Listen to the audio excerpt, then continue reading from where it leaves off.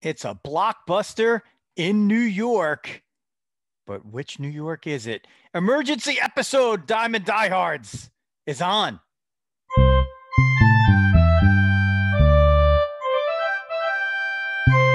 Joe Rizzo here bringing you baseball a lot with Jeff the Dog Healy.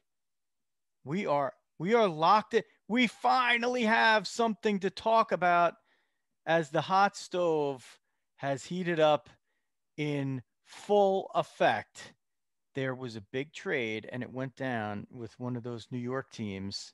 And the Dog, let's just say, is a very happy man. What is he happy about? Well, he's happy that you're on and that you're on the Facebook group right now if you're watching the live stream, or that you've subscribed to the podcast on iTunes, Stitcher, Spotify, or wherever you find your podcasts, or that you're watching this video at some point on YouTube or the Facebook page or Twitter or Twitch or wherever. It's all good. Follow the show, Facebook page, Facebook group, Twitter, Twitch, Instagram. Also find us on LinkedIn and YouTube. LinkedIn for the business people. We're getting in there. Speaking of business, let's do a little bit of that. Visit fmsgraphics.com for all your printing and promotional needs. Doesn't matter that the holidays have passed. Things are starting to look up. Hopefully, as we open the economy back up in the coming months with this vaccine being here. And once you get back to business as usual, you're going to need your printing and promotional needs taken care of. So you do that at fmsgraphics.com. Quick and easy to order, quick shipment on the other side of it. So we got the big trade. We'll give you the little preview. The Yankees, they trade lefty Jamie Reeves to the Padres for Greg Allen. That's not the big deal. Okay, we'll get to the actual big deal involving the New York team very shortly. But first, what we do, as always, on Diamond Diehards is we bring in the Dog to do veteran of the day. All right, Riz, what a day. What a day. So time to talk with friends and stuff. And speaking of friends, for our veteran of the day, I'm going to go back to one of my old buddies when I was serving. One of the smartest guys I know, an engineer officer in the Connecticut Army National Guard, name of Walt Cano. So Major Walt Cano, as I knew over there, served well over 20 years with the Army, mostly in the Connecticut Army National Guard. Served in Iraq, he went over to Iraq same time I did, different place. So we went to mobilization together. We were sort of best buds. We had three majors together. Gene Graham, who I think we've made a veteran of the day previously, and then Walt again this time, and yours truly. Serving in Iraq, and I think he over to Afghanistan too, actually, after I got out. So, and by the way, the guy also has a patent for printing process, which is like pretty freaking amazing that the guy has all this going on. Maybe we could pair him up with fmsgraphics.com. You know what? They might be using his patent. So we will see if they need to improve their process. Walt is the guy to talk to. So anyway, Major Walt Cano, great guy all around. Sorry for demolishing your bottle of Johnny Walker Blue way back when at the brigade staff drink down, but that's another story. And once again, Major Walt Cano, Army engineer, our veteran of the day. All right, Dog, here it is. Oh my! Here it is. Francisco Lindor is a Met. Carlos Carrasco is a Met. We're going to talk a lot about that. I think that's a very underrated part of this deal. 100%. 4 players going from the Mets to Cleveland. Still the Indians for this year, but then they'll be just the Cleveland something or other. I say Spiders after this season. Ahmed Rosario and Andres Jimenez, who basically took the shortstop job from, Jimenez took it from Rosario essentially, but they were still going back and forth, ping-ponging around. And Josh Wolf, the pitcher, and Isaiah Green, the outfielder. Those are, I think, basically, from the rankings that you see, the credible ones that we usually go by. They're the 9th and 10th ranked prospects in the Mets system. But, Rosario's a guy who has major league experience. He's been a major league shortstop here for a few years. And Jimenez looked like the real deal. There was a lot of talk about what the Mets were going to do as far as um, making these off-season deals and constructing their roster for a certain way. And, Jimenez was going to fit into that if they didn't make this type of Lindor deal. And the fact that he's one of the guys that goes the other way in the deal also makes a lot of sense because, he'll start for the Indians at shortstop. I mean, basically they got two starting infielders in the deal and two good prospects. So, this deal makes a heck of a lot of sense for the Mets for at least this year. It's essentially a steal if they do like Sandy Alderson is already saying they plan on doing, which is, the idea of making this trade is that they want to sign Lindor to a long-term contract. He's got 1 year left on the deal. And, Carlos Carrasco had a nice bounce back year in the shortened season. He recovered from leukemia, thank goodness. And he's 33. But you know what, Dog? He's got 2 years at 12 million each left on the contract. And I think there's a third year in there with like, a $14 million option or something, like a third year option at like 14 million.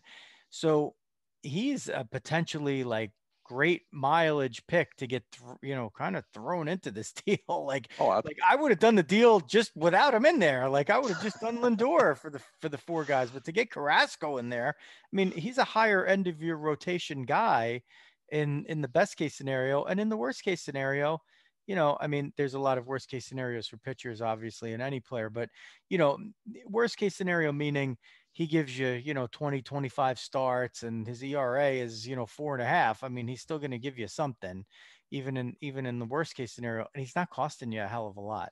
So look, I mean, if you're the Mets, this is like a no brainer. This was, you couldn't say yes to this fast enough.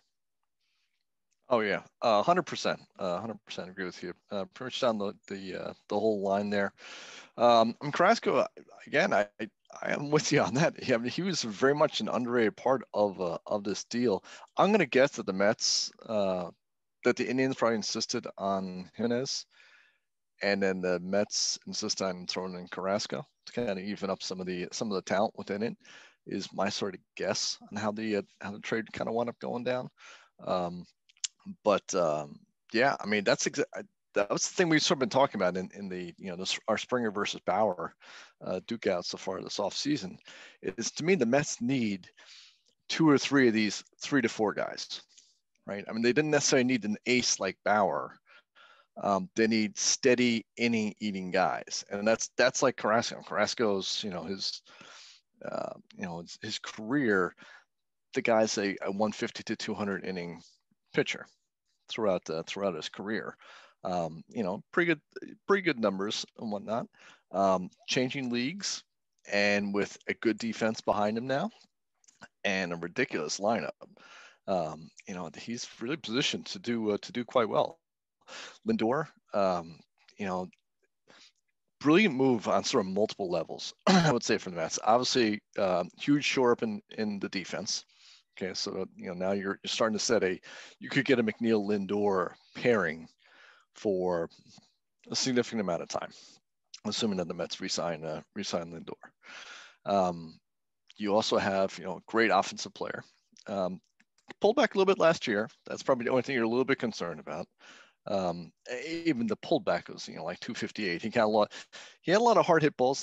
I didn't get too much of a chance to dig through too much. It seemed like his hard hit rate was up pretty good. So maybe it's just some kind of hard luck on that, or like balls right at him, so it's a single instead of a double or something like that. So it didn't really seem to be something, especially a small sample size. You're probably not too freaked out about it. But something, maybe that's the one thing you're taking a little bit of a chance on.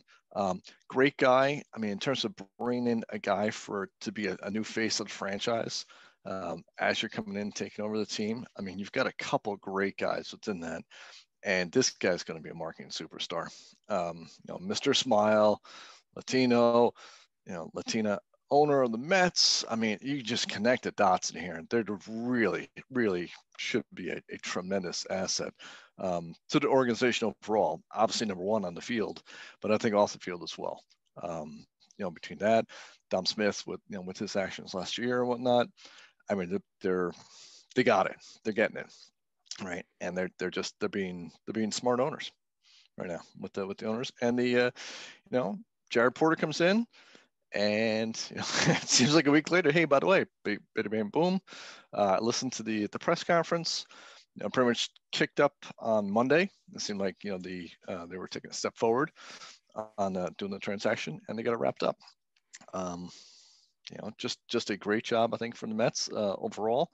They took care of they improved two positions. The rotation is sort of the primary one that I think they need to take care of, and they, in terms of broader picture for the Mets organization offseason. So they're taking care of that partially in this deal, and then obviously getting a tremendous fixture for the team for the foreseeable future. So just a great move all around. The talent that you give up, Ramirez is good. I was looking forward to kind of seeing him develop. They have Mauricio. So Ronnie Mauricio is one of their top prospects, and they wanted to make sure that he did not go in a deal. He's 19, so maybe you can see in a couple of years he comes up, maybe he pushes a shortstop, or he slides into a third base role or something like that. So giving up like the sort of shortstop in the future is okay. They already had another one, so they were dealing from a little bit of strength, I would say, at that point. So it's tough to say. It's interesting on the deal. And Alderson was very kind of pointed, saying that this was, basically like, we'll see what happens, but he's okay with this deal as a 1-year deal. Do we believe that? I kind of doubt that. But he did put that face on it because he was asked repeatedly. That's the obvious question, right? He was asked it repeatedly. He repeatedly was basically like, this is going to be it. People pointed out there's a lot of shortstops available next year as well. So a little bit of posturing to make sure Lindor doesn't ask for $40 million. I'm sure there's a little bit of that going on. With Steve Cohen there, it shouldn't be an issue, right? I guess it's sort of maybe the best way to sort of put it. May the odds be forever in your favor. Yeah, exactly. I mean, especially if he gets going on like a marketing wise, and you would hope he likes New York. New York, I think, is going to wind up loving this guy. Yeah, it's hard to imagine how it doesn't work out with him being a long-term solution for the Mets at shortstop. Switch hitting, matinee idol looks Latino middle infielder wearing number 12. Has that ever gone wrong for the Mets before? Wow. Did I just throw Roberto Alomar in there? I mean, heck, you could even, Jared Milani was on top of it. I know the whole Baerga, Alomar. I know all that crap.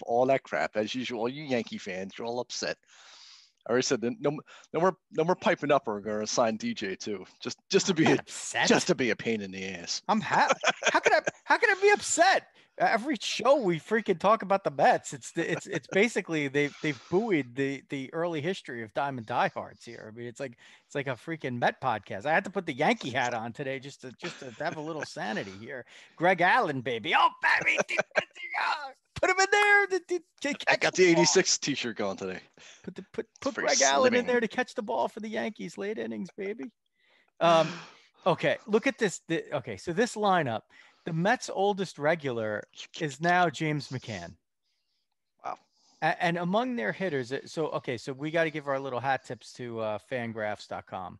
Okay. So we're on the Fangraphs. We look at the Fangraphs site, fangraphs.com, and then the roster resource and the depth chart. So if you're following along at home, where are you, Uncle Paul? If you're following along at home,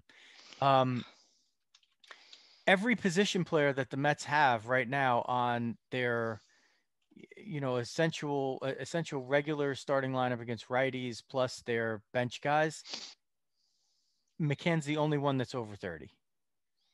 Guillermo Heredia is, he's a question that he'll even make the team. He's a waiver pickup from the Pirates, so who knows? He's just listed there, and he's 29.9.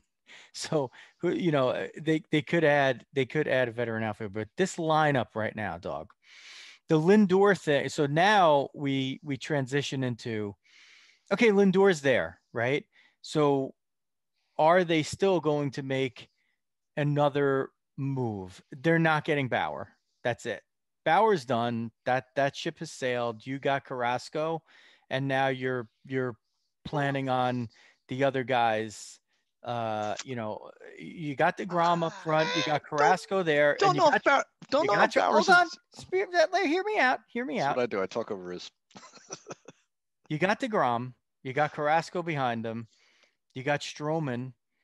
You're giving David Peterson. You know, he earned a shot for this year, and you have Mats at the end, right?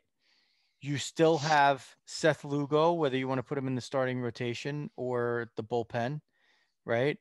And you have Noah Syndergaard coming back, and you know, plus you don't know what you're going to do with some of these other guys that you know that you might have in camp or extended rosters and stuff like that. So now with what you've done with the Lindor trade, getting Carrasco in there to me, it really precludes the need to get Bauer so much. Like now I'm not getting Bauer nor and then the next guy we'll talk about is George Springer.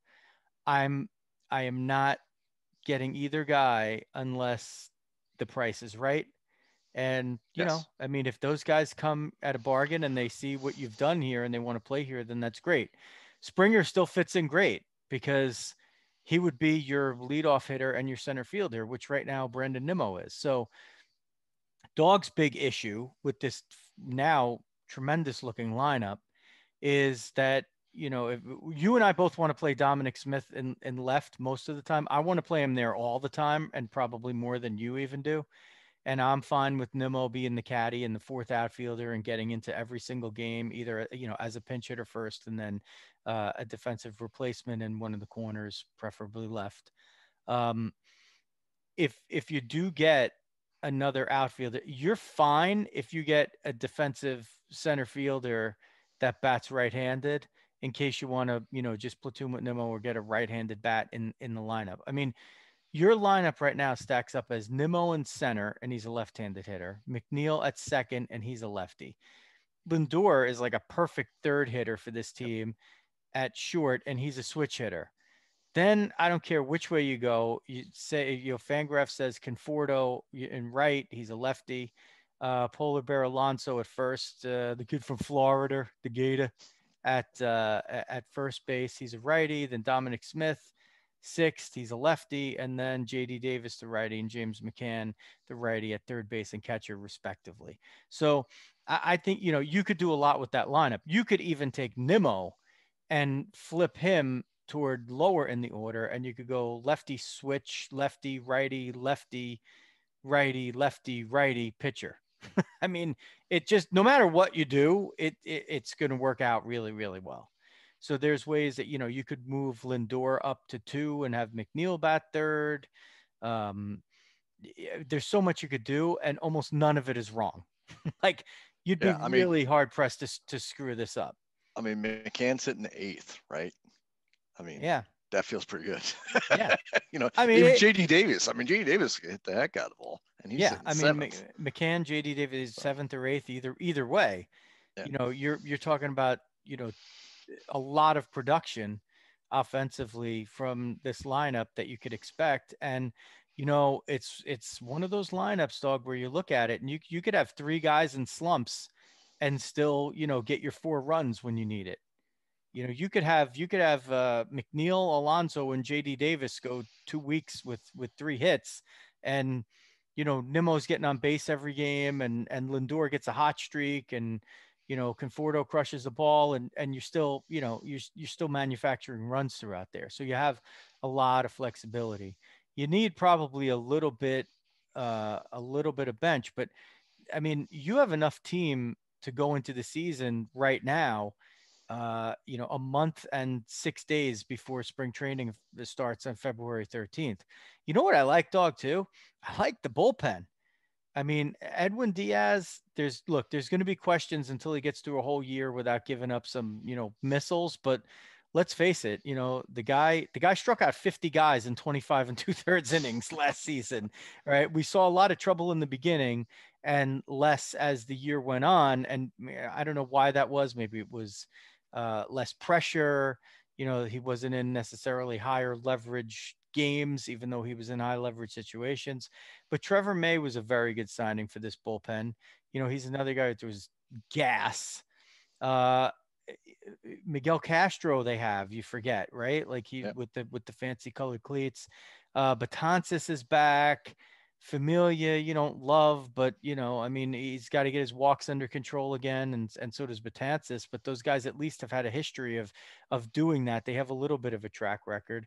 They love Brad Brock, another guy who just walks the house. I mean, so you got three guys there who've shown very good stuff in the past, and each three of them last season had control issues, and Castro also to some degree, just not as severe a degree as the other three we just mentioned. You got maybe like a Jacob Barnes in there, and then Seth Lugo if you want to keep him in there, or Mats. You got a lot of guys that are getting your minimum strikeouts, a strikeout an inning here, and there's a lot of promise there. There's some ifs, but there's less. There's more like, okay, if Betances, Familia, and Brock regress toward the mean in their careers, your bullpens are going to be pretty good. The only thing is now everybody in your bullpen except for Castro and Diaz are all over 30 or 31 even. So there's a good side to that and there's a bad side to that, right? You don't have fresh young arms in there, but you have a lot of experience. But with a bullpen, when you have experience, you have mileage. But there were only 60 games last season, so none of those guys pitched more than Lugo's 36 innings, which were piled up as some of them piled up as a starter. Everybody else was 26 or under. So there's a lot of promise for a bounce back on guys that did not have high usage, even though they're more advanced in age. I mean, I don't know, like at this point, Dawg, if I'm the Mets, I'm looking at bit guys, and I'm always looking at Springer. I'm always looking at Bauer, but only if their prices come down to something where it's like, okay, I just can't say no to that. Otherwise, That I don't need them. I could get, and if I find something that's a hole in this team, I will gladly fix it in July with a trade. That's where I'm at yeah. right now with this team. That's where I'm at. Yeah, I agree. I do get a bit of a sense to listen to the press conference that things kind of heated up on Monday. I was wondering if that was a little bit of a shot at Springer, just sort of reading through the tea leaves that maybe he was like, hey, you know what, I want 170 or that's it. Like, okay, it's us as the real suitor. There's some other guys who might be. Uh, we'll sort of go out and we'll take care of our stuff. They could probably find a way to afford one more big number guy. And, if you're Springer and Bauer right now, you got to be getting a little bit nervous. You got the one number, and then maybe the Blue Jays are real, and maybe they're not. And then after that, I don't know. You can kind of talk big that we're the top guys at our positions, but if all of a sudden one or two of these guys go off the board and start looking at different ways to kind of build the team. I mean, it's kind of like the McCann move, right? Is Lindor? I think we talked about this a couple of times ago, right? Lindor is almost like the cheap version of Springer in terms of the great offense and shoring up your defense, right? It's a different Yep. position, but it's a cheaper, smarter way of doing it with a younger guy who can do it for longer. Yep. Exactly. And I think that's exactly, and you were spot on with that one. McCann was the other example with that. Lindor, Springer is maybe a little bit more of an extreme sort of example, but that is really, that's Alderson kind of tipped off to that. Like he said, we're not a player away, right? Which sort of says you don't get the top guy at somewhere, but the Mets needed 5 or 6 improvements broadly to improve the depth of the team, and right now they're executing on that. I mean, like you're talking in the bullpen, feels like they could use another arm. You can always use another arm in the bullpen, right? I mean, they could use a strong lefty. Hand fits that perfectly. Um, if you got that guy like a 2-year deal or something like that, that seems like the kind of move that you'd like to try and do if you can.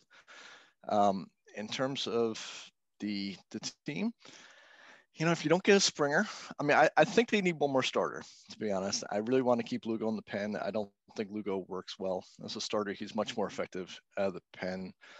I don't want to have to count on Nats. I think he might actually bounce back a little, particularly with McCann and the catching. But you don't know. You don't want to count on Syndergaard coming back, though it could be. How awesome would it be if you can kind of work him back as a 2 or 3 inning, monster coming out of the bullpen for a little while, and then stretch him out into a starter into the playoffs. I mean, that would be pretty awesome. Actually, I don't know if you're going to do that. Just keep deploying him as a 2 or 3 inning guy in the playoffs. Him Lugo, and then Diaz and May. You're having 6 inning games. that'd be okay. Or less, so they could get through a whole game. And then for the you'd still like to not have Nimmo out there all the time in center field. But maybe it's Jackie Bradley Jr. or I mean, you can even go down to Marisnik and say, like, say you spent your money on Hand and like another starter, and you might say, like, all right, we've hit the cap now. Even we've got issues. You know what? I'd throw Marisnik out there. If I have a fly ball pitcher on the mound, I'll throw him out there. So you know what? You go out there, play center field, catch everything. As much as I can, and we'll we can score from everybody else. So we can have a defense only guy out there somewhere. If it's a ground ball guy, I'll put Nimmo in center field. Right. So if you have Stroman on the mound, maybe you have Nimmo out there. Right. If you have, I guess if DeGrom gives up anything, I guess he gives up fly balls. Maybe that's more from Marisnik. You don't want to make one big mistake out there or something. But it gives you flexibility to kind of move things around. Like I said, I think they could pull off one more big number one, but I agree with you. I don't think they need to, and that puts them in a much stronger position negotiating with those 2 other guys. If I go and you give me one other like number 4 starter and Hand, I'm already dancing into next season anyway. You give me those, now I'm starting to block out playoff time. So I don't even think you need to do that. I mean, you got enough to get you through the early part of the season. I mean, unless the bullpen just comes out and is a complete disaster from day one, you could still make a move. Like you could just make a move early and pay a little more for somebody if it's really that much of a disaster. But otherwise, instead of getting Hand right from the beginning, I'd rather take my chances and see who's having a good season out there and, just make a trade then and just trade for, just make the trade and bring one of those guys in. Those relievers generally have been good acquisitions for a lot of these teams over the past few years. The track record is pretty good of teams bringing in relievers and these guys being pretty effective. Sometimes they take a flyer on, a guy who's just really cheap and he gets a change of scenery and he goes back to what has been. But more often than not, it's guys like Hand, right? Who they change hands and they perform well. And, then you're also not hamstringing up the contract terms of that, because most of the time those guys that you're getting are only going to be a year or 2 left on their deal anyway, which is why they're available. Right. And they're on teams that are not performing. So I feel like relievers in terms of the market are always going to be, a good bet to be a friendly market, as you approach the trade deadline. And you don't even have to wait till the trade deadline. You could move early on some of those guys if you really want to. You just pay a little more. But if you have that need, then it's absolutely worth it. Dawg, let's just take a quick look at where this leaves the Indians. So if you want to switch over to the Indians on Fangraphs, I could start us off. But Jimenez looks like they haven't projected in at second, and he's a lefty bat. And then Josh Naylor, who we're still waiting for him to show who he's going to be. He's one of the guys that came over in the Padre deal and a few months into the season, this past season. Jose Ramirez is and Naylor's in the left. They haven't projected. He's a lefty bat. Jose Ramirez, a switch hitter, had a little bit of a down year to start the season last year, and then was a house of fire at the end. He's still manning third base until he gets traded. He's, maybe the next guy on the block here. Jerry Milani, our pal's favorite, Franmil Reyes, the big dude He looks like he has DH locked down there for a while. He's not, he's probably a 5 in the outfield, Dog, but you could play him out there. You could play Jake Bowers at first, a lefty, so that goes in there nice. Then you're starting to get then you're starting to really scrape the bottom of the barrel. Roberto Perez at catcher, and I got to just give a little cough button here for a second. He's a righty. Daniel Johnson and right, he's a lefty. Then you have Ahmed Rosario projected at short. I don't know, Dog. Is Jimenez going to go to short or Rosario? Like, I mean, Rosario has more experience, but Jimenez is kind of a better. Jimenez is right? experienced, but Jimenez is a better. I think he's better second and shortstop. I don't think Rosario really has much experience at second. That's the only sort of downside there. So they were kind of trying to get him ready for third. Was what he was doing for the Mets. So basically, you have much more positional versatility at Jimenez. I guess you kind of see if Rosario could switch over, that's probably the better way to go. But my guess is that they'll probably would have to go with him at short, and then go with Andres at second. Yeah, okay. I mean, I would probably try to flip them around just to see, because the longer, but Rosario's still only 25. Jimenez is 22. But that's what I mean. It's like, what do they really want to do with Rosario, like longer term? Like he kind of has value at short. That was sort of part of the problem when they're looking at third. Like he just doesn't profile to have the hitting like anywhere else. Yeah. So it's kind of like he makes it at short, or he probably needs to find someplace else to as a middle infielder, I think like at short or second, I think he's okay. And he just, I don't know. I feel like with some of the lapses that he's had defensively, I feel like it's easier for a guy like that maybe to just be really consistently good at second and not have to worry about the flaws at short. But I think Jimenez is just a better fielder, like you said. Yeah. Rounding it out, Bradley Zimmer in center. That's the lineup that they would generally project against righties. He's a lefty bat, but you have Austin Hedges, the catcher that they got from the Padres in that deal in August. He's a really a defensive guy. What he gives you with the bat is a bonus. Real good at handling pitchers. And Jordan Luplow and Oscar Mercado, and from the hitting from the right side in the outfield. And Mercado's an interesting guy because when they got him from the Cardinals, he was such a big prospect. I was like jumping on him when he got called up, like to get him in my fantasy league, and he's never been able to just grab it and run. Like you see flashes of it, but he's just never been able to establish himself. And he had a really bad stint last year in his 93 plate appearances. He had a homer and, slashed not good. 128 with a 174 on base and a 174 slugging. That's not going to cut it. On this team, he should have a lot of chances to play. Now, you look at the pitching staff, and you have Shane Bieber at the top and Zach Plesac right behind him. As long as Zach Plesac doesn't do idiot shit, he looks like he's going to continue to be really good as long as he keeps his head on straight and doesn't go out partying. Aaron Savali, Tristan McKenzie, I like him.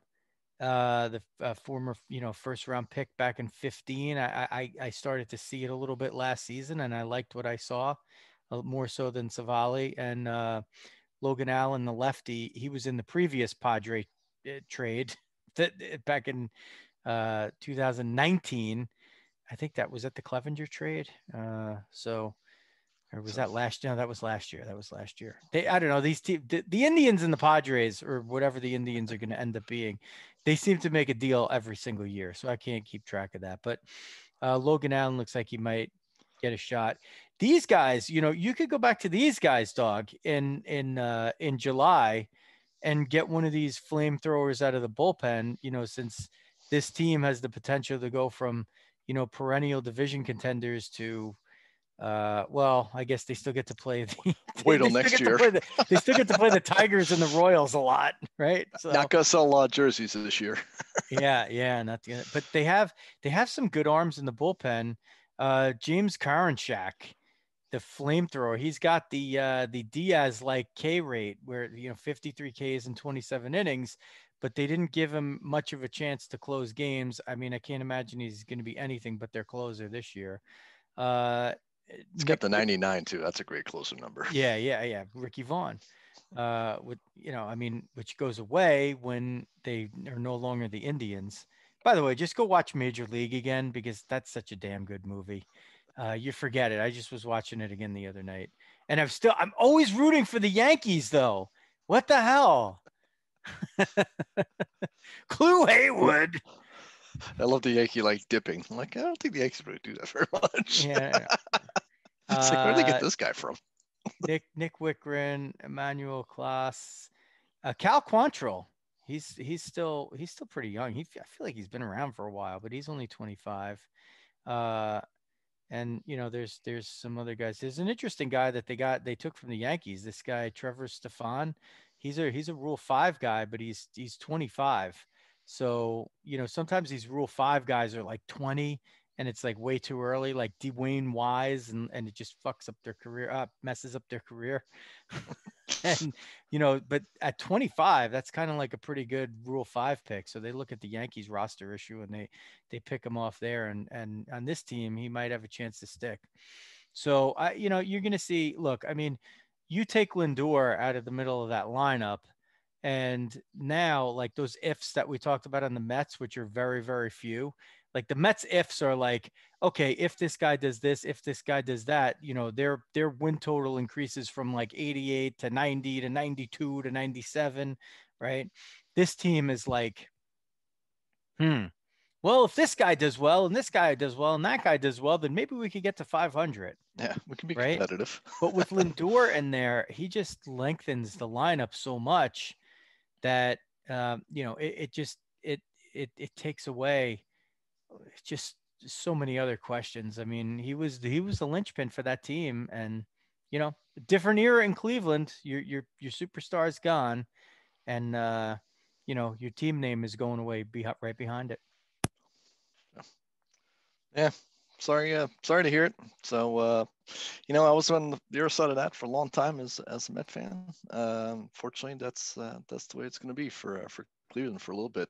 It's interesting looking at going down some of the lineup that you were just going through. There's only 3 guys originally from Cleveland kind of coming up through the system. So even though the Mets actually just did the trade there, like the Mets are very much homegrown at this point. Still the majority of their regular players, right? Like 5. Yeah, and, which is like shocking because like the Mets haven't had that in like forever, and it's it's really a tip of the hat to Alderson, right? From 5, 6, 7 years ago that they got in that town and it's finally come up along this way. If Brody didn't throw enough of these away, we could have Kelenic could have been patrolling center field for us this year. We wouldn't have to pay spring or anything. Hat tip to Riz, killing me on the Cano trade. But lest we forget, comes back to bite the dog. But that says a good sign, I think, with that. And then Brandon Porter, who's a good scout in analytics guy as well, and now the resources to keep all these guys, right? I mean, that's sort of the real key. And that's where you kind of feel for like a Cleveland, right? And where you develop so many good players and you just simply can't afford to keep them in the long term. But you now have the resources of a King George of a British Empire. That is true. If you don't know what we're talking about, go on YouTube and Google Mike Zahn 1776 and watch that video. And then if you don't know who Mike Francesa is, you just don't want them to win. If you don't know who Mike Francesa is, you probably shouldn't even be listening to this show. You're probably not. Everybody who listens to the show knows who he is. Everyone listening to the show knows Riz's impression of Francesa. Or Russo, either one. Russo. They're always readily available. The Yanks, Dawg. The Yanks right now. What they do? I don't know. Well, they got Greg Allen. There you go. who sounds like he would be like a, better suited as like a Rams running back from the 90s. But he, so the Padre, that was just great that they made that trade, because I was able to use it to tease you and tease our listeners a little bit in the opening. But the Padres designated him for assignment like last week, I think, and the Yankees decided to make the deal. Eh, So he's just outfield depth. He'll compete with maybe Mike Talkman or whatever, but he's one of these like fifth outfield defensive type guys. But sometimes the way that it pans out for the Yankees lately with all their injured outfielders, Hicks, Stanton, Judge, I mean, those guys have had high injury rates. But you know, Clint Frazier, like he's dying to take one of those one of those spots, between the outfield and DH. He looks like he's got a line on it this year, but um, with the high attrition, even Frazier's had his injury issues. So your top four, outfielders plus your DH outfielder guy all have pretty significant recent injury history here. And any depth you add in the outfield for a guy who's been, a capable glove man is probably a smart move. It's a depth trade. So yeah. But where does that leave the Yanks? I mean, the Yanks lineup, their projected righty everyday lineup against righties has a switch hitter at the top, a lefty at the bottom, and then all right-handers on the batting side in between. And it really, is this so? Okay, well, I'll read it out first for the people. This does not include. That's an interesting lineup for Yankee Stadium. Well, this Yankee Stadium is, not as pronounced, but yeah, it's not any different. I mean, especially when you got guys like Judge. I mean, Judge hits the ball, as well to right field as he does anywhere else, and probably better. To Mars, so it doesn't matter. he can hit it out in Citi Field. Yeah. So you have Aaron Hicks in center, Judge in right, Luke Voit for America, defending major league home run champion Luke Voit at first. Giancarlo Stanton, the DH, Gleyber Torres at short, Clint Frazier, Gold Glove finalist in left, Gio Urshela at third, Gary Sanchez catching, Tyler Wade at second base until the LeMahieu thing comes in. The interesting thing is Gary Sanchez question mark. Well, Kyle Higashioka is there too. The interesting thing is, I don't know if they have odds on it in Vegas, but I'd still bet that LeMahieu is going to end up back with the Yankees. And if he does, that's yet another right-handed bat in there, and a left-hand, your only true left-handed bat is now out of the lineup. So, Dawg, I posit you this. And the Yankees lineup has been very right-handed like this for a number of years.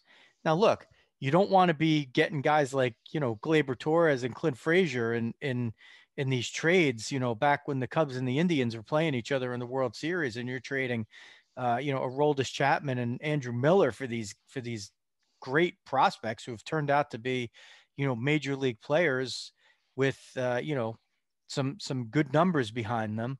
You don't want to just shake a stick at those guys. But now all of a sudden, Dawg, do you get down to a thing with the Yankees where you're like, okay, they're still going to win 100 games during the regular season. They're still going to make the playoffs. They're probably going to win at least a playoff round. But now when we get into like the American League Championship Series level and the World Series level, does it just become too easy to get that little extra, that tiny little advantage that you need in a series like that, because it's all right-handed guys? Like, do the Yankees just have to run into a matchup where, the other team just has more trouble against righties than they do against lefties? Like, or I mean, like, you look at the splits on a lot of these guys, and there's no guarantee on any of them that they particularly hit lefties better than they hit righties. But in general, right-handed pitchers, especially in a big spot, you feel pretty more confident in them getting out right-handed hitters than left-handed hitters as like a general rule. So I posit this to you, Dawg. I wonder, is this that big of a deal? Like, do they really need to not have made a deal, like, where they got Giancarlo Stanton basically for nothing? But now you can't not put him in the middle of your lineup. Like, he's still too good to just not. I mean, in the playoffs, he hit what, 6 homers in the first 5 games. I mean, it was insane. Yeah. Yeah. I mean, if you're looking at, the Yanks should make another trade or two, right? I mean, try and move.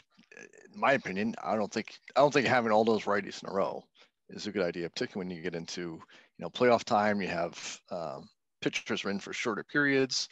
You're just going to get more and more righties than they're trying to throw gas by you, and just having a wall of righties there, and it's just not setting yourself up for success.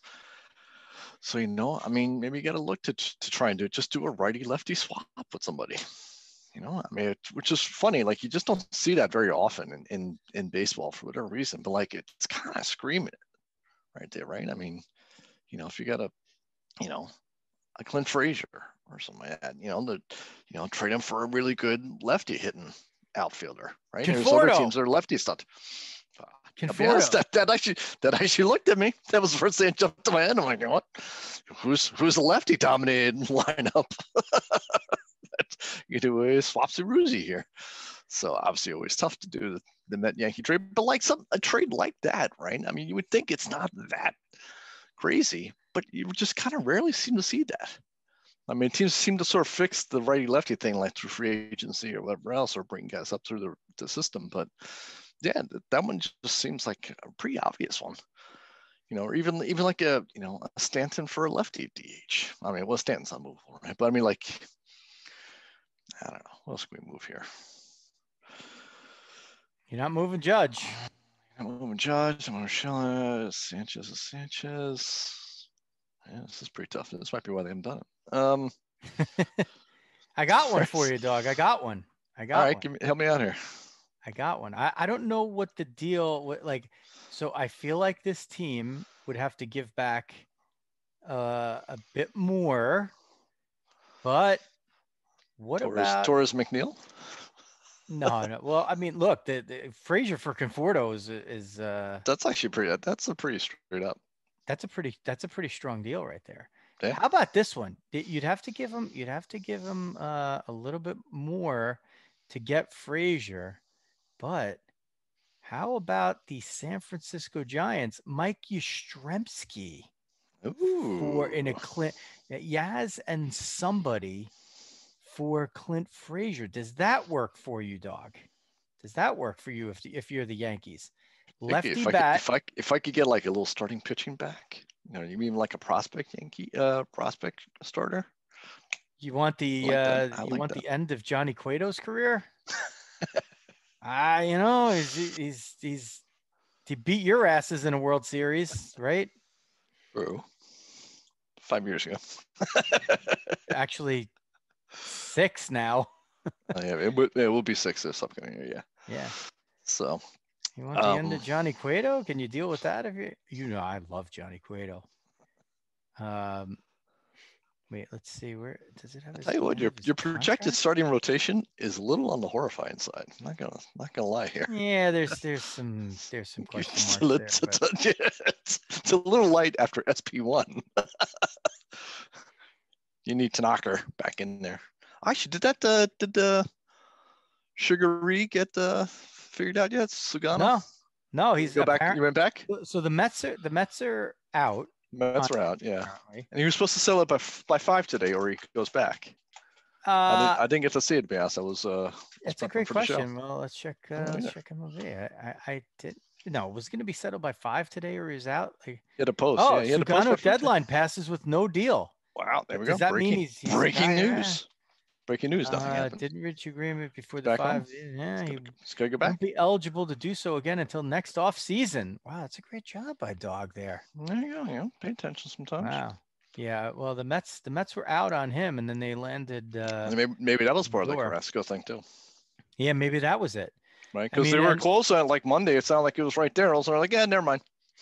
Well, I saw the Padres were going to be in on Sugano, but Mhm. You know, I was a little surprised that the Yankees didn't try to go that route, but I feel like to me, that means like the Yankees still want to bring back Tanaka. But you know, And he Doug, probably will, right? the thing you don't see in there is that, you know, you have Luis Severino that's not listed in that Yankee rotation. And you got a little bit of a question mark there with you know, Domingo Herman, you know, but you also have Davy Garcia. So, you know, you have the makings of Yeah. like, you know, When is Sevy coming back? Like right away? Oh, I think he'll be back. I mean, it's kind of around like Syndergaard, Uh, right? So Syndergaard was like yeah, I June, think so he'll he's be probably back June. yeah. I mean, it was so his surgery was February 27th last year. Yeah. So he's pretty much on the same scale. He's probably a month ahead of Syndergaard. So you know he'll he won't be completely himself probably. Um, Got some but serious issues in this rotation. That's all I'm saying. well, I That's, mean, you know, Domingo Herman won 18 games for you the previous year. And you know, all of it. So if you take Davy Garcia and you put him in as a regular to get you 5 innings, I mean, he looks like he's the real deal. Um, and you know, you throw Tanaka back in there, and all of a sudden, it looks a heck of a lot better. Plus, you could always take Loizaga. He's in the bullpen. You could always make him start. You could, you know, play around with Chad Green. Like you have so many of those bullpen arms that you can, you know, you can lengthen some of those guys out too if you want, and you know, get ready for the way the playoffs are played these days, which is, you know, pitch anybody at any time in any situation for longer innings than maybe just an inning. You know, there I think we might see a little bit more of that with the Yankees this year. I just, you know, it that would you know kind of make sense. that is the interesting one, right? You know, maybe the Yankees will be the three. Give me three. Sort of a stitch together. They actually Yeah. do match up like that. I mean, you get Cole, who you know, you just set him and forget it, right? So he's gonna pitch him every 5 days, do his thing. But yeah, outside of that, you actually do sort of set up to be an interesting one of just, you know, give me the two, 3 innings here all the time with some of the rest of these guys. Yeah, like I mean, a guy like Interesting. Zach Britton could easily pitch 2 innings. He's not. I Yeah. mean, Chapman's a guy that's you know, you wonder a little bit about because you're like, well, you know, he goes so full out, but you know, if you throttle him back a little bit, he could probably do it. I mean, he did it in the friggin' World Series Game 7. I know he gave up that bomb, but you know, he still stayed in there after, you know, getting beat up and managed to gut it out for them. Yeah. You know, to get them what 3 innings that game. You know, and you got some guys like Loizaga been a longer guy. Sess has been a longer guy. Chad Green, you know, he's usually the guy that starts when they do the you know, the 1 inning starter there, the opener. You know, but he's definitely capable of giving you more. And a guy even like Ottavino might benefit and bounce back a little bit if you try that with him, where you're giving him, you know, say instead of him just coming in and facing, you know, two righties and having to leave or you know, three batters, whatever, and two of them righties, and then he's got to leave. Maybe you lengthen him out and you say, okay, look, I know you've been more of a righty specialist, but now we're going to let you go get, you know, whoever. And I think that makes guys better pitchers a lot of times. And I think a lot of these guys that have been so, you know, hard righty, hard lefty over the years, I think it's sometimes been, you know, detrimental to them growing as pitchers. Some of these guys can get the other side out, and we saw it last season with the rule where, you know, the three batter rule. So I like it. I mean, I like the direction that those things have gone. What other team should we look at? Do we care about any other teams here that we haven't really done anything with? I'm trying to think if Do there's we want any. to look at the Blue Jays? How about the Red Sox?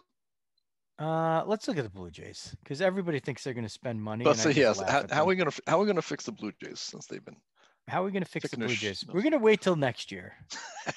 That's what we're going to do. We're gonna find out what country they can play in. We'll start with that one. Hey, I heard you guys like Buffalo. You want to sign here for 5 years? You might be playing in Buffalo. But... By the way, it's Blue Dash Jays for you if you're typing it in through the absolute URL. Playing along so at home. Just so you know. Well, that was actually for you, Dog, in case you were trying to do it. I'm switching. Oh, no, I finally got it up here for once. So I was switching through. Okay. So The Blue It's the Jays. roster resources. The roster resources tab, not the other tab. The resources tab. You don't have the resources. Okay. So here's what you got with the Jays, right? And that you have to take advantage of. You have these familiar baseball names all right at the top of your lineup. Sure, that guy's great. So just take advantage of them. Kevin Biggio, second base. Bo Bichette, short. Lourdes Gurriel in left. Teoscar Hernandez in right. Vlad Jr. going apparently back to third base. Guess he's lost. I follow him on Instagram. He looks like he's in good shape. He doesn't look like he's 800 pounds, I got to say. I'm like, wow, is that the same guy? Rowdy Tellez at first, but there's an interesting rumor I saw that somebody put out there that we'll talk about momentarily. Randall Grichuk in center. The big, huge Alejandro Kirk behind the plate. Or DH, and Danny Jansen, as probably the regular catcher. So I don't know if Alejandro Kirk, he could DH, he could catch. They'll probably rotate their DH.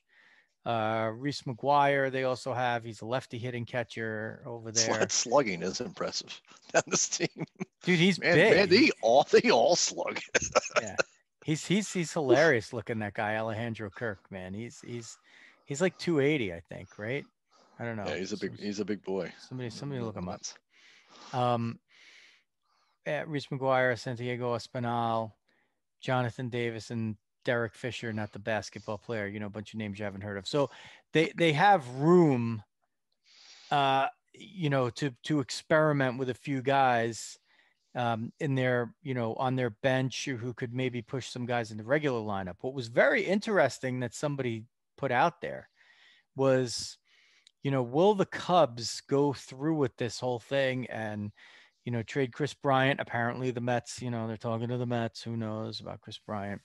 And Javier Baez somewhere, and cousin Anthony Rizzo was talked about. And they said, well, a possible destination. Like, I don't think it's going to happen, but boy, he'd fit really well in the Blue Jays. And I was like, okay, he's definitely not going to the Blue Jays, but wow, he really would fit in. Like he would be, I mean, he fits in on like basically every team, but man, he would fit in well in the Blue Jays.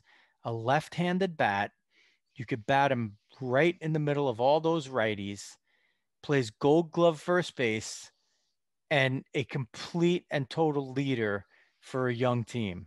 I mean, he would be like, whatever prospects you got, you just trade him to the Cubs to get Anthony Rizzo, you guys. Like, or I don't know if he'd sign there or whatever. He's a South Florida guy originally, but after his contract is it's just hard to imagine him now. I mean, he bounced around like before his career really got started between the Red Sox and the Padres, and ending up in Chicago where Rizzo Bryant is like Mr. Cub and other Mr. Cub. They're these Banks and Williams, in the 2016s, right? But I don't know if he was ever going to move on. I mean, listen, I know the Yankees are loaded there at first, with the home run champ Luke Voit. But man, Anthony Rizzo, he would solve stuff for the Yankees too. Yes, he would. He's. I think he fits better in the Yankee coming to the Yankees than actually the Blue Jays. Well, with the Blue Jays, I mean, it's a great upgrade anywhere, right? But he brings a leadership thing to the Blue Jays though too, which is, and he helps out defensively because Biggio's, he's a second baseman that they keep, wanting to move off of second for some reason. I would just let him sit there and get better.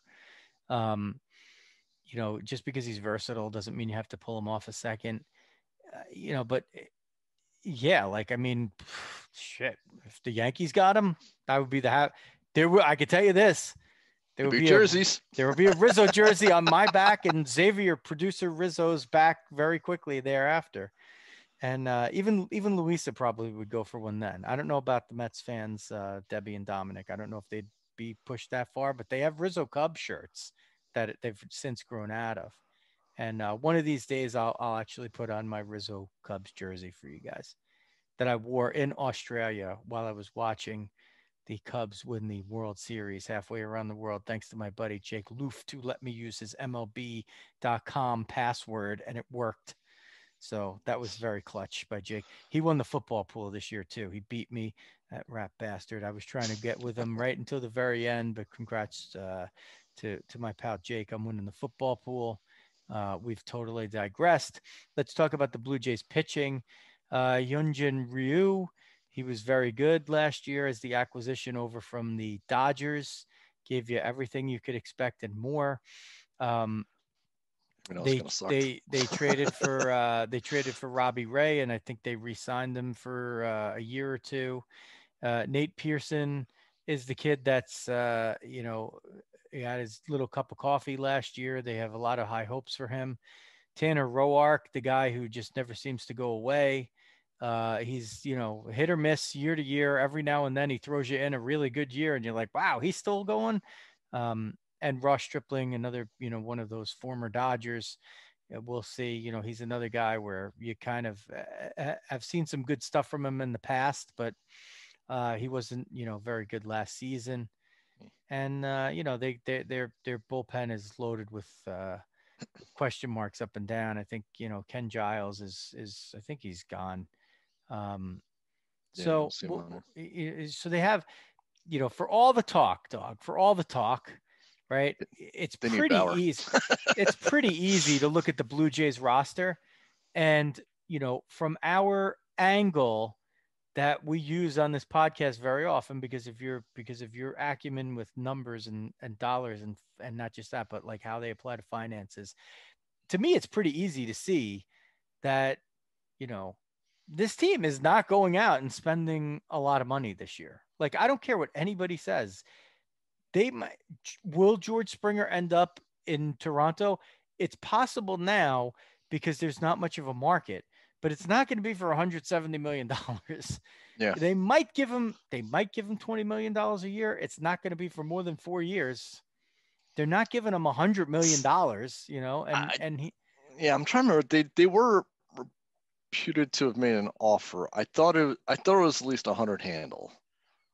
Okay, I'm not sure. It was definitely below 150. Like 150 was sort of like the new number for Springer. That was sort of like the magic 530. Well, I guess people were muting like 530, 150 total for a deal.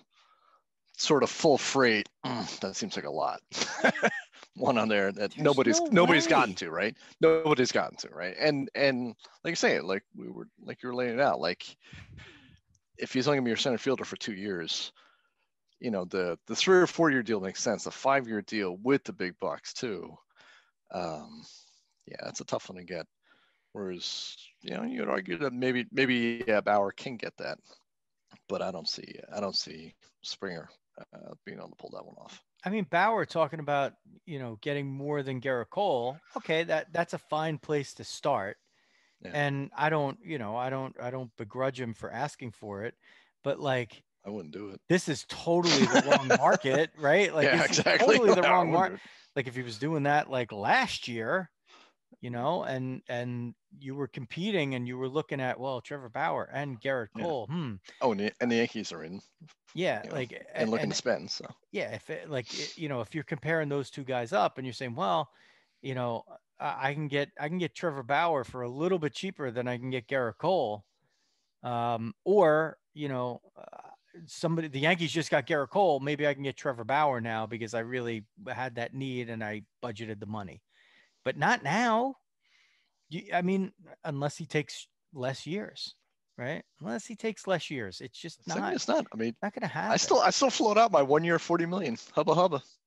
Prove it for a full year. Dude, he's trying to get 5 years, 6, 7 years, $40 million a year. That's not going to happen.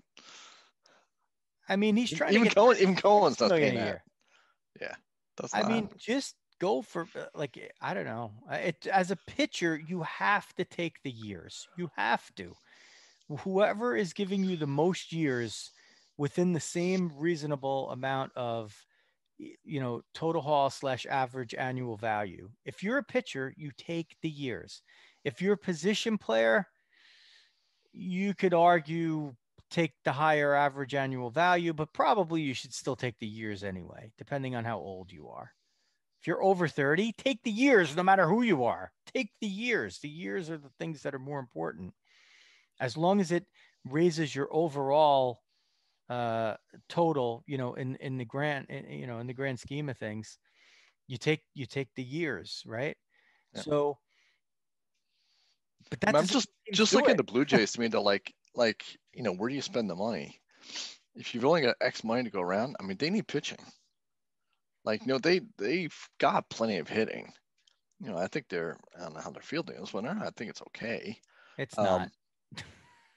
Their fielding's bad. Is it? I mean, Bichette's all right. Biggio is not, I'm just thinking of like who's they got in the outfield? Gurriel needs to improve a lot. Teoscar or Hernandez, not very good. Vlad was a horror show at third, so they moved him to first, but now he's going to go back to third. So that should tell you, that he's not running into a gold glove anytime soon. Grishik's not bad in center, but he's really a corner outfielder a little. Grishik is probably he's like probably a little better than Nimmo. And, Danny Jansen's pretty good behind the plate already, even though he's only played a couple of years. He's pretty solid. And boy, he better be, because he's supposed to hit and he hasn't done that. So he better be a good receiver back there. Otherwise, they'll just put the 4+3 E14 T18 T1 to 18 Alejandro Kirk behind the plate. Well, Robbie Ray's got a -6 hold. Ryu has a -6 hold, so I'm going to catch Alejandro Kirk today. That's for the strat heads. For the strat heads. We got your strat man. I by the way, I didn't look up those ratings or anything. I was just blasting them off on the top of my head and guessing. Jackets. Watched every fly ball to Frazier. That's why he got my. Jerry's giving a little stretch shade here on Frazier, giving him a 4. Well, the guy watched him. He's a 4. we went over that. It's if you really want to listen to everything you needed to know ever about strat ratings, go back to that episode. That is true. You will get it if you are a strat head. You will love every second of it. If not, every team. If not, go back to the Riz COVID episode. 2 hour monster hour. Yeah. If not, then the Ray Montgomery and Mike Puma episodes are ones for you. The dog hammered already? or the baseball movies episode. That was a good one, right? We have to dust that off again. Yeah. So, all right. All righty. Well, I tell you what, the Diamond Dog is happy today. Just got the pennant back on. Oh, really? Oh, really? Oh, really? Little Mad Dog in there. Very nice. Finishing off. Yeah, I had to do it. That's for you and for the listeners. All right. What do we need to know? You know what I stopped doing? I stopped giving like the Twitter handle and all that stuff, but I can figure it out. I'm gonna do it again. I'll do it. Oh, how about Diamond Dads? Do we have to do that? Oh yeah, should we do Diamond Dads? Sure. No, wait. I'm not even sure what it is, but Diehard Dads? Diehard Dads. Diehard Dads. That's right. Okay, so we take this transition to do another installment of Diehard Dads. So why don't you start, Dog? I don't even know what it is. Diamond Dads. Let's see. What do we have going on with the fams around here? Kids back to school.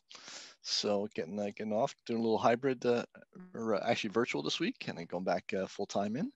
So that seems to be okay. Everyone seems to be in pretty good spirits. That's chugging along. I think I got mine. I think I got mine. So so Xavier is a big car guy. Like if you need to know anything about cars, go follow him on, I don't know, Instagram or whatever. I don't even, his might be private. I don't even know. I can't even remember which Instagram he uses right now. Or is it Tech and Cars or X Tech Tips? I don't know. It's something like that. So, but he's great. He's great with cars. So whenever there's one popping into like, the Lamborghini dealership, which is always nice to walk into when you're not anywhere near buying a Lamborghini. And you're like, okay, I guess I got to walk into a Lamborghini dealership now. Heard you got a Lambo in here. Yeah. Yeah, we got 7. Good. You mind if I look? Because, I was just over at the McLaren dealership and they let me look there too. Yeah. So until we get some of that George Springer money, I don't think one of those will be showing up. So he finds out that at the local Audi dealership, there's this RS6 wagon, and they're pretty rare and they're pretty badass. So we drive by the dealership. I pick him up from school. I don't know. I think it was Tuesday. And we walk in and he goes, "Oh, I saw on Instagram that you guys got the RS6 wagon here." And they're like, "Oh, actually, it's at the warehouse. They're cleaning it up and they're going to bring it over. It was like 2:30. Come back around 5." So of course I'm like, "Yeah, there's no way in hell we're going back at 5. Like that's home now. Like you just forget that. Like I got other crap going on. I gotta watch, like, I'm binge watching Cobra Kai right now. And Nice.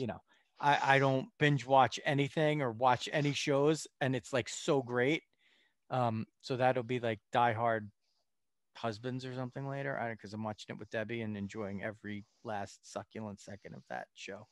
Um, so yesterday, which was Wednesday, because we don't say yesterday, today, or tomorrow, we say the day of the week, Wednesday. Um, we hit the nutritionist, both boys, Dominic and Xavier. And on the way back, I'm like, okay, yeah, we'll go take a shot.